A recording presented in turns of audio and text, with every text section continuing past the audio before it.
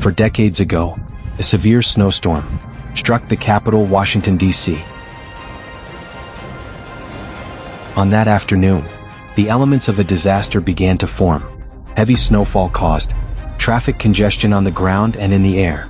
At a crucial moment, in a situation that demanded strict adherence to procedure, the pilots made a series of decisions that were imprecise and risky. The engine power display system showed an abnormal reading. A stall warning was activated in the cockpit. The jet aircraft collided with the 14th Street Bridge before falling into the freezing Potomac River. A rescue operation was launched within sight of the Pentagon. The involvement of civilian heroes would play a key role in those moments of life and death.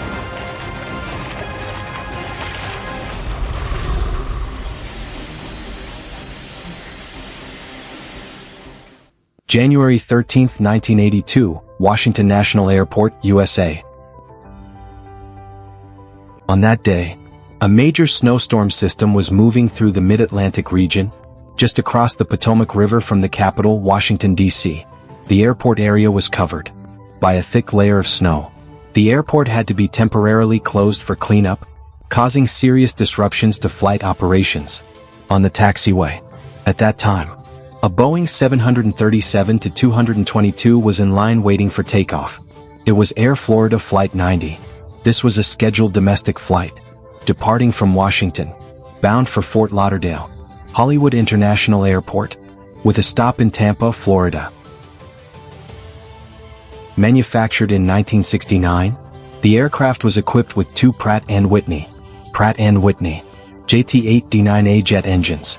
At the time of the incident, the aircraft was 13 years old and had accumulated a total of 27,000 flight hours. The flight crew that day consisted of 5 members, 3 flight attendants and 2 pilots. The captain was Larry Wheaton, 34, with over 8,300 hours of flight experience. However, of those flight hours, only a little over 2,300 hours were on the 737 and DC-9 models. Most of his experience was on piston engine aircraft, like the DC-3. After just 1 year, with about 1,200 hours, flying jets for Air Florida, Larry Wheaton was promoted to captain, a much shorter period than the standard at major airlines, where pilots typically need an average of 14 years of experience as a first officer before being considered for the captaincy. The first officer was Roger Pettit, 31. He was described as intelligent, witty, and inclined to speak up if he noticed something was wrong with a flight procedure. The first officer had a total of 3,350 flight hours, mostly on F-15 fighter jets while serving in the military, of which only 992 hours were on commercial flights. Both pilots had relatively little experience working together on previous flights, and one critical factor was both had little experience flying in winter conditions. Having been trained in Florida, in the southern United States, a region with a warm climate, Captain Wheaton had only performed 8 takeoffs, and the first officer only 2 takeoffs in snowy conditions. This was a key contributing factor in the chain of errors that led to the tragedy. A total of 74 passengers were on board. Most of them were business people, government officials, and students. Due to the lengthy delay during the check-in process, many passengers expressed their impatience. The 3 flight attendants helped the passengers settle in and went over the safety regulations. Joe Stiley, a businessman, and his assistant, Patricia Felch, were seated in row 8, located in the smoking section of the passenger cabin. He did not know that this seating location would later become a decisive factor in his survival. 14:15, the scheduled departure time, but the weather conditions still showed no improvement. Airport staff were actively clearing snow from the runway. The airport authority announced that the runway was expected to reopen in 15 minutes. 14:20, the captain requested de-icing for the aircraft. This is a mandatory step in the procedure for flying in icy weather conditions. The accumulation of ice and snow on the surfaces of the wings and tail can severely affect the aircraft's aerodynamics, especially for a jet aircraft. The de-icing team, a contractor for American Airlines, used a mixture of hot water and glycol solution sprayed onto the aircraft, with the purpose of preventing ice formation. The work began on the left wing of the plane. However, before the process was completed, the flight crew received new information. The snow removal operation would be delayed, and it could not be determined when Air Florida 90 could take off. The de-icing team suspended their work due to a problem with their equipment. It was not until 1445, when an announcement was made that the airport was preparing to reopen, that the de-icing procedure resumed. Throughout this process, a technical flaw went undetected. The de-icing trucks had no equipment to measure the actual glycol concentration at the nozzle. Therefore, the operators did not realize that when they set a 30% concentration, the actual mixture was only 18%. 1453, operations at National Airport were restored. Immediately, air traffic congestion occurred. A large number of aircraft were waiting at the gates and on the tarmac.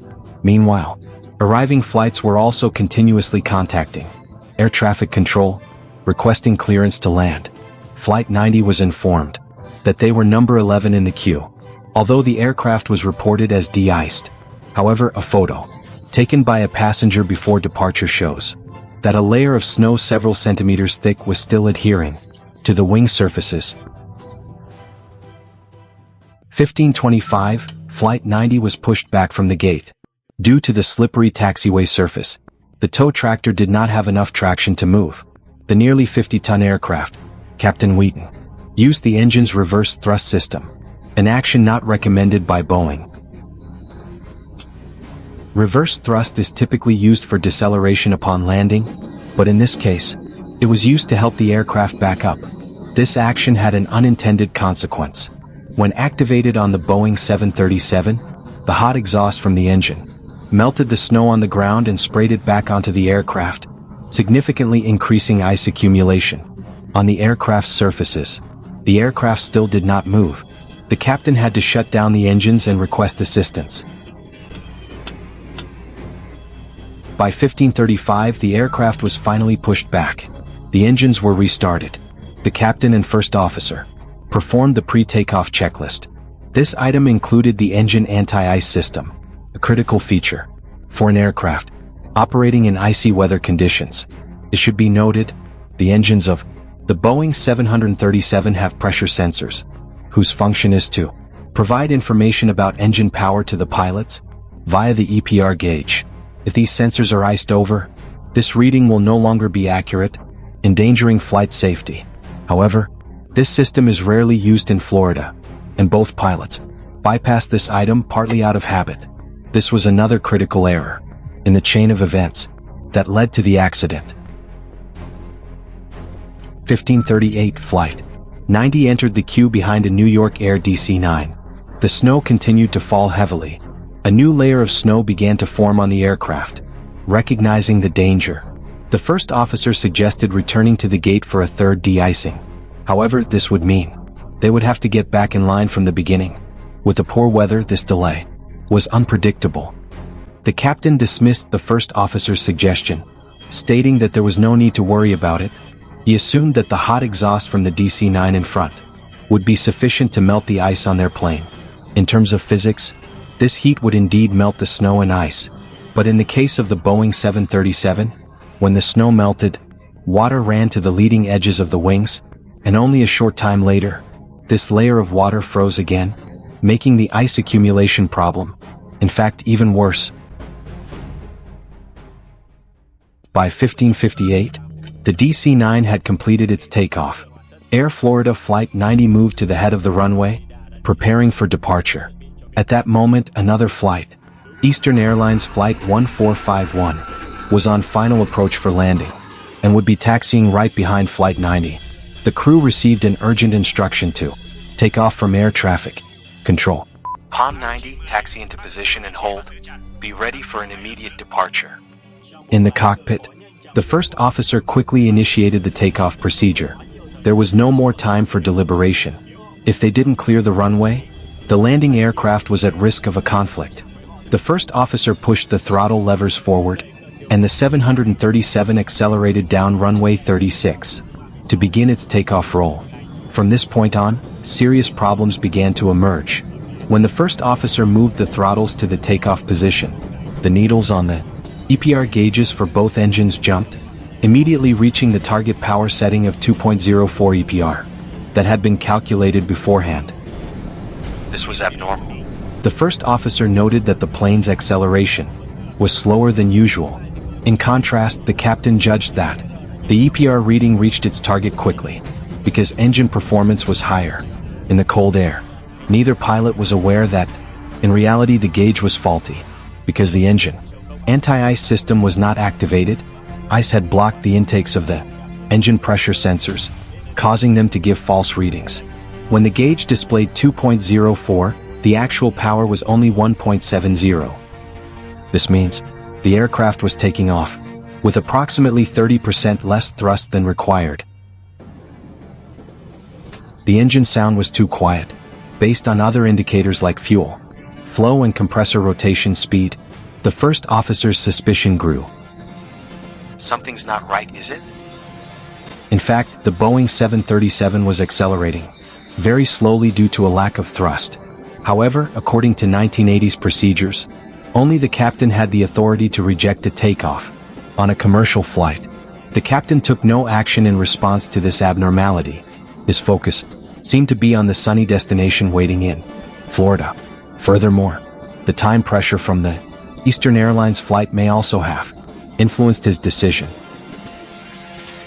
The flight used 5,400 feet of runway to lift off, 1,900 feet more than the required distance. The aircraft's slow and sluggish takeoff caused anxiety among the passengers. The first officer pulled back on the control column to raise the nose. However, the plane's response was quicker than expected. The aircraft entered an unusually high nose-up attitude. Immediately after, inside the cockpit, the control columns of both pilots began to shake violently. This was a warning that the aircraft was about to stall. This emergency situation unfolded, leaving the first officer seemingly unsure how to react. In fact, both phenomena, the nose-up attitude and the stall warning, were direct consequences of ice accumulation on the wings. To understand the problem facing the pilots, let's consider the specific aerodynamic effects caused by ice. Essentially, ice makes the surface rough, disrupting the laminar airflow over the upper surface of the wing. The airflow in this region is crucial for generating lift. Therefore, by disrupting it, ice reduces the maximum lift the wing can produce.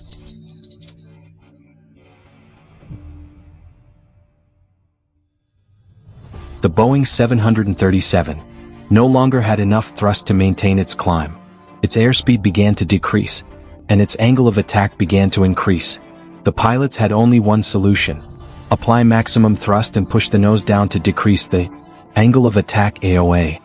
Although the first officer considered increasing engine power, in the end, neither of them took this action. They had been trained to never exceed the predetermined EPR limits in order to avoid excessive engine wear. However, a stall on takeoff is a grave emergency, allowing pilots to break from normal operating rules to save the aircraft. Come on forward, Wheaton repeated, as the shaking of the stick shaker continued to resonate through the cockpit. Forward, just get it up. But it was too late. The plane shook violently and began to lose altitude. The bridge loomed ahead of the pilots, spanning the frozen river. It was the 14th Street Bridge, one of the main traffic arteries of Washington, D.C., connecting Washington and Arlington across the Potomac River. Due to the snowstorm, traffic on the bridge was backed up. In the passenger cabin, flight attendants shouted, instructing passengers to assume the brace position. Oh no, stalling. We're going down, Larry. First Officer Pettit yelled. I know it. Just as the first officer pushed the throttles to maximum power, a tremendous impact was heard. The tail of the 737 had struck the first two spans of the bridge, its nose pointing skyward, but its fate was sealed. At 16:01, just 31 seconds after takeoff, less than 2 kilometers from the White House, and within sight of the Pentagon, Air Florida Flight 90, which had just taken off in the snowstorm, crashed into the 14th Street Bridge, tearing through. Vehicles stopped on the bridge due to traffic. 6 cars were crushed. The Boeing 737 broke through the thick ice, and sank into the Potomac River.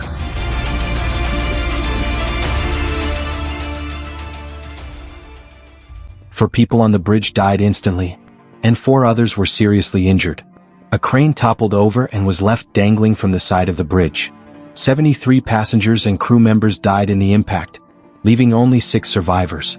Most of them were seated in the tail section of the plane. They were struggling to hold on to pieces of wreckage while enduring the frigid water at a temperature of only about 1 degree Celsius.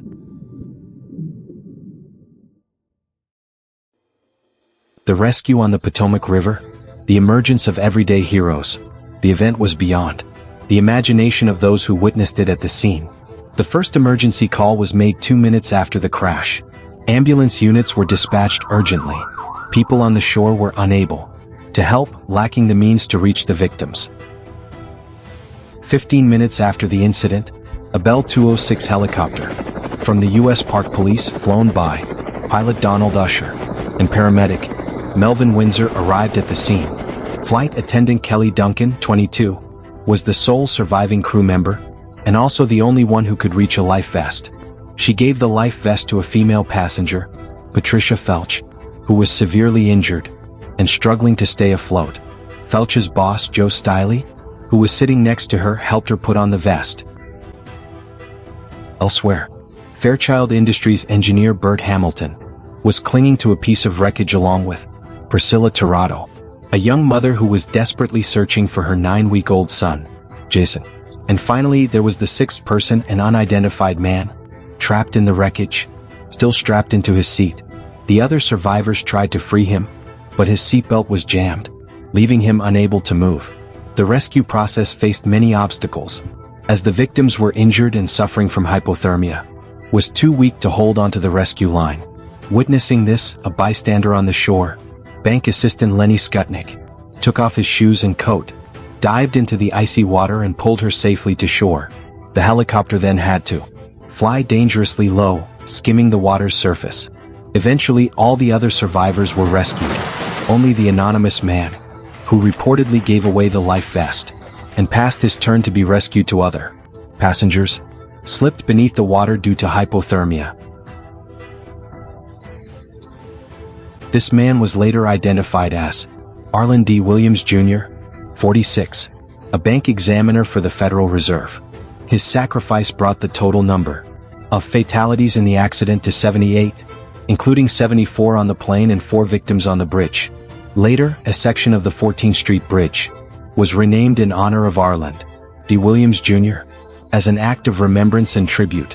While rescue teams were still struggling through traffic to reach the scene, they received news of another disaster.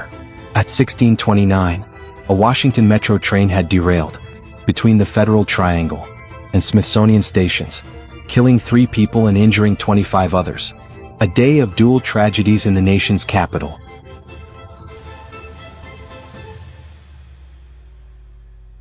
Investigating the cause of the accident.